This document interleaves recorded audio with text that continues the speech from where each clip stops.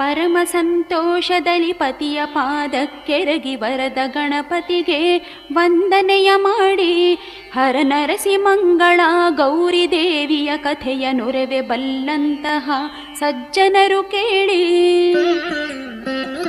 ಕೌರವೇಶ್ವರನಂದು ಕುಟಿಲ ಜೂಜನೆ ಆಡಿ ಪುರವ ಬಿಟ್ಟೊರಡಿಸೆ ಪಾಂಡವರನು ಅಡವಿಯೆಲ್ಲವರು ವನವಾಸವಾಚರಿಸುತ್ತ ದಿನವ ಕಳೆಯುತ್ತಲಿರಲು ಹರಿಧ್ಯಾನದಲ್ಲಿ ಒಂದು ದಿನ ಹರಿಯು ಕಾಮ್ಯ ಕವನಕ್ಕೆ ಐತರಲು ಎದುರಾಗೆ ಪಾಂಡವರು ಧೌಮ್ಯ ಮುನಿ ಸಹಿತ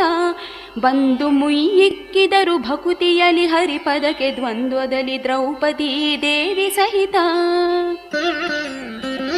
ನಾರಾಯಣ ತಾನು ನಸುನಗುತ ದ್ರೌಪದಿಗೆ ವಿಸ್ತರಿಸಿ ಸಂತೈಸುತ್ತಿಂತೆಂದನು